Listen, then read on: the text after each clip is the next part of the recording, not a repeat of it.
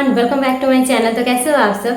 तो आज के एपिसोड होने वाला है मोस्ट रिक्वेस्टेड वीडियो कि हम भृंगराज को किस तरीके से स्टोर कर पाए। इसके लिए मेरे पास इतने सारे रिक्वेस्ट आए और इतने सारे अजीबोगरीब चीज़ें भी आई। मैं अजीबोगरीब तो नहीं कहूँगी क्योंकि लोगों को पता नहीं है, फिर भी उनके अंदर ये चीज़ें तो है कि हाँ, हम आयुर्वेद के साथ जुड़ेंगे, हम नेचुरल चीज़ों का इस्तेमाल करेंगे।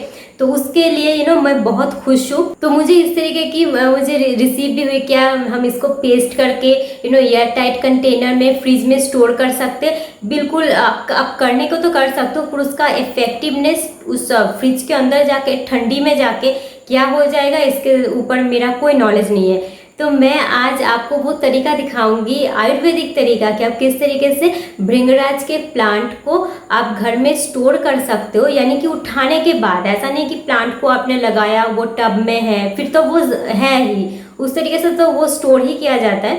पर आपने कहीं से खरीद के लाए या कहीं से उठा के लाए, कहीं से चुरा के लाए।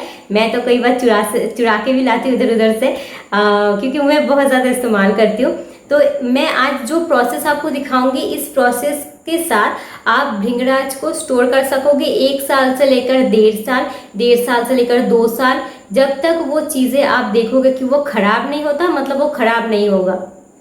तो आज का एपिसोड आप शुरू से लेकर अंत तक पूरा देखना, क्योंकि मैं बहुत डिटेलिंग में आपको बताने वाली हूँ। और जड़ी बूटियों को स्टोर करने का यही प्रोसेस होता है, जिस प्रोसेस से मैं आज आपको दिखाने वाली हूँ।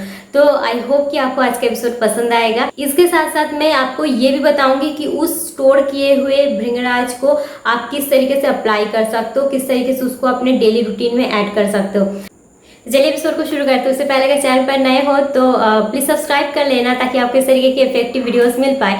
और सब्सक्राइब कर रहे हो तो please hit that bell button, ताकि आपको हमेशा नोटिफिकेशन जा सके। और if you want to connect with me personally then you can follow me on Instagram and Facebook as well. उसका लिंक हमेशा डिस्क्रिप्शन बॉक्स में अवेलेबल होता है। और वीडियो देखने के बाद अगर पसंद आ जाए तो प्लीज़ लाइक कर देना, क्योंकि ये हमारे लिए एक मोटिवेशन का काम करता है। तो चलिए प्रोसेस को देख लेते हैं। तो चलिए आप इस प्रोसेस को शुरू करते हैं कि हम भृंगराज को किस तरीके से घर में स्टोर कर सकते हैं सुखा के। तो जैसे कि आप देख सकते हो, ये रियल भृंगराज का पौधा है। आपको रियल भृंगराज को पहचान किस तरीके से करना है, यानी कि कौन से पौधे को आप देख के समझोगे कि वो रियल भृंगराज है या नहीं, उसके ऊपर मैंने एक डिटेल वीडियो बना रखा है, जिसका मैं आई बटन पर लिंक दे रही हूँ। तो इस वीडियो को देखने के बाद एक बार आप उस वीडियो को देख लोगे तो आपको समझ आ जाएगा कि आपको भृंगराज के प्लांट को किस तरीके से पहचानने हैं। इसके काफ़ी जगह पे अलग अलग नाम है, जैसे इसको केशराज कहा जाता है, इसको भांगड़ा कहा जाता है, केशुतपाता कहा जाता है इन बंगाली। तो इस तरीके के काफ़ी सारे नाम हैं। तो आप चाहो तो इसको गूगल करके देख सकते हो कि आपके एरिया में इसको किस नाम से पुकारा जाता है। तो जैसे आप देख सकते हो, मैंने सारे भृंगराज के पौधे को इस तरीके से तोड़ लिया है। इसके मैंने बिल्कुल जड़ भी लिए हैं, इसके फूल भी लिए हैं, इसको बीज भी लिए हैं, और इसके डंठल, यानी कि पूरा का पूरा पौधा ही मैंने ले लिया है।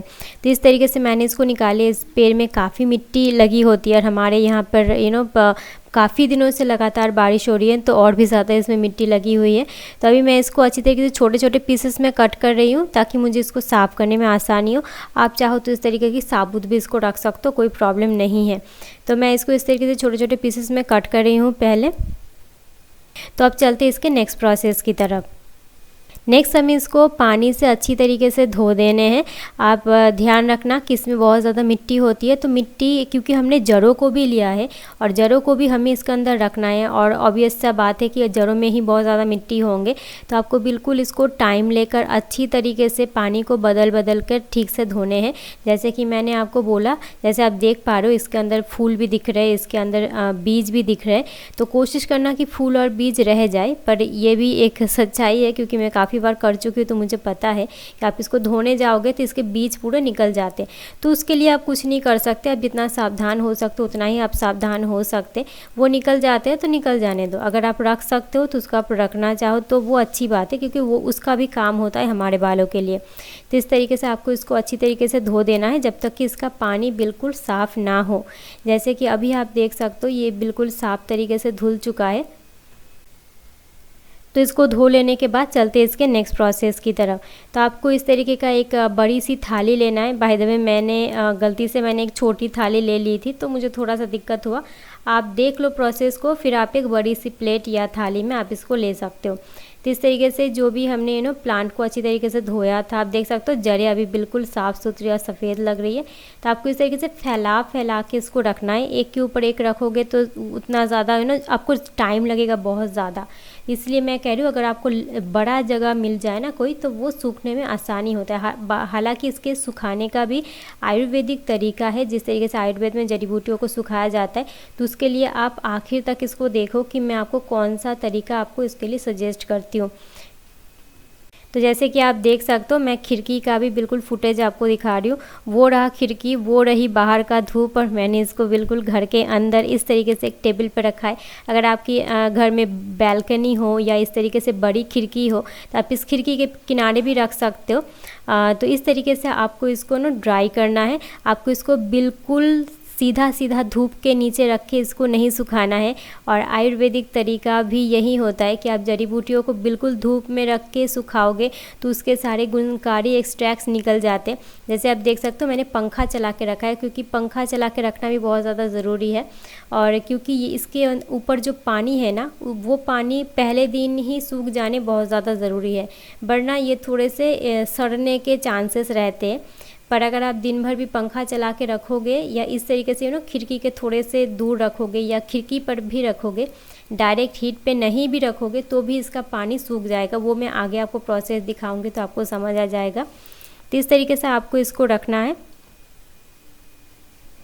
ऐसे जगह में आप इसको रखना कि आपको समझ आए कि जो धूप की किरणें हैं उसकी थोड़ी गर्माहट तो अंदर आ रही है, पर धूप की जो डायरेक्ट हीट है वो अंदर नहीं आ रही है।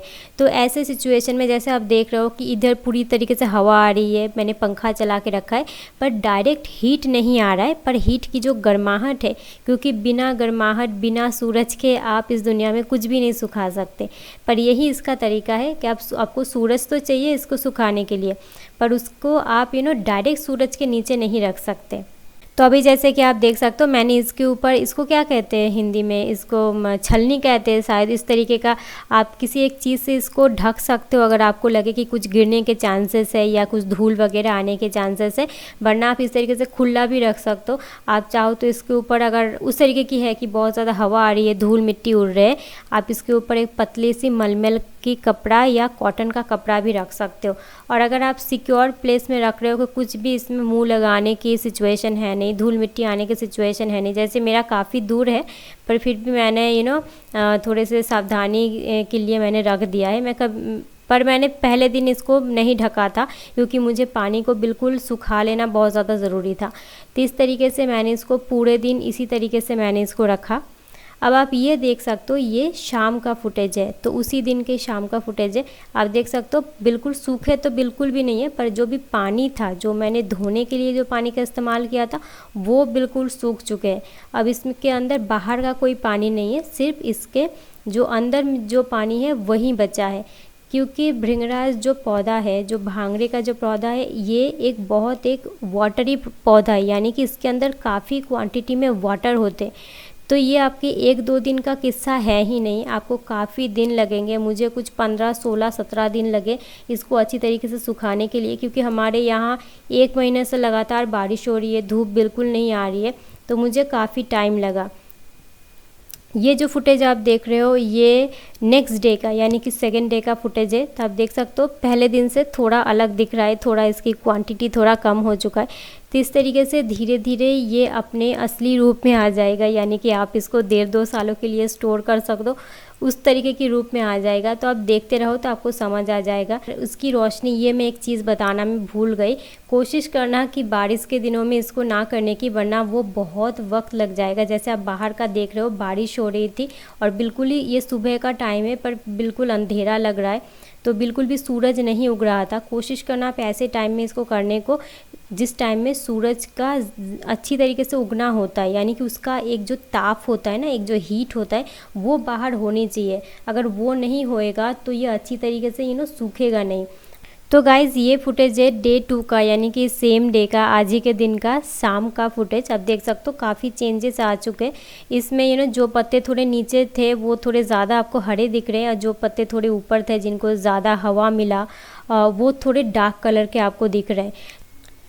तो अभी जैसे कि आप देख सकते हो ये डे 3 का फुटेज है।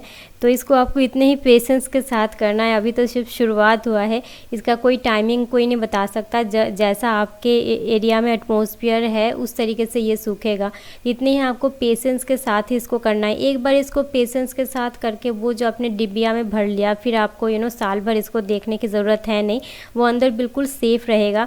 तो आखिर तक उस प्रोसेस को देखते रहो।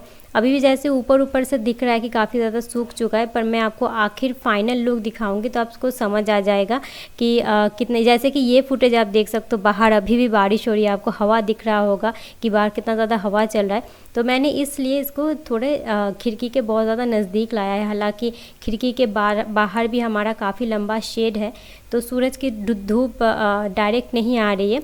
तो इसी तरीके की सिचुएशन में आपको इसको रख के मेक श्योर करना है कि ये छाँव में ही सूखे, बिल्कुल डायरेक्ट धूप के अंदर ये नहीं आने चाहिए।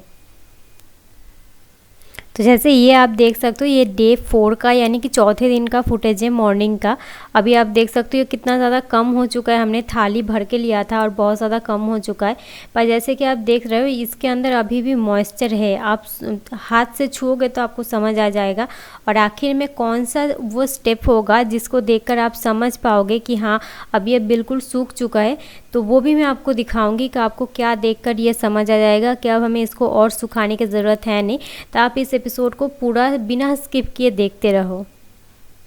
तो अभी जैसे आप आज का फुटेज देख सकते हो, ये कुछ 10-12 दिन बाद की फुटेज है, पहले दिन से शुरुआत करके।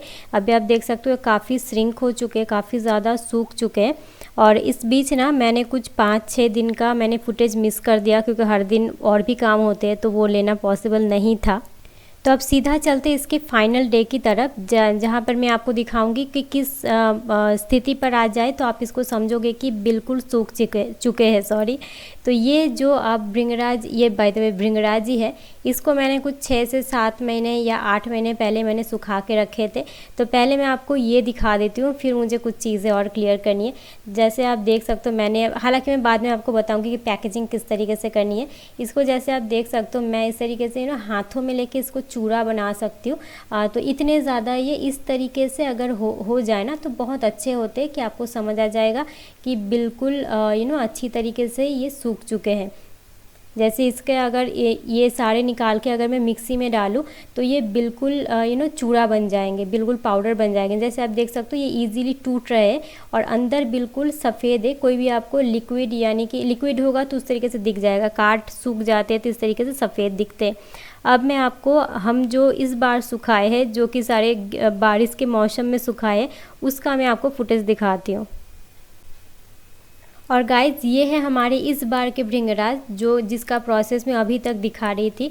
तो इसका और उसका आप देखोगे तो थोड़ा सा आपको डिफरेंस लगेगा, क्योंकि ये जैसे कि मैंने बोला कि बाहर पिछले महीने भर से लगातार बारिश हो रही है, बीच में एक एक दिन धूप निकल रहा है।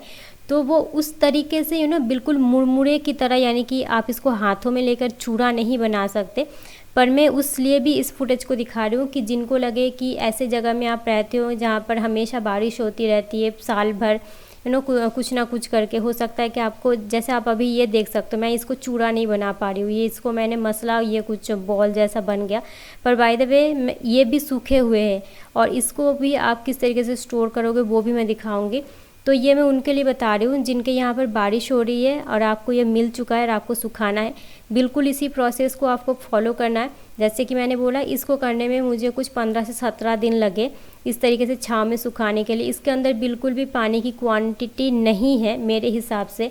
अगर बाई चांस कुछ रह जाए, क्योंकि प्रकृति को आप ठीक तरीके से ऐसे नहीं समझ सकते, तो अगर इसको बाई चांस थोड़ा सा भी इसके अंदर रह जाए तो मैं जो काम करने वाली हूँ कि इसको मैं अभी तो मैं आपको पैकेजिंग दिखा दूँगी।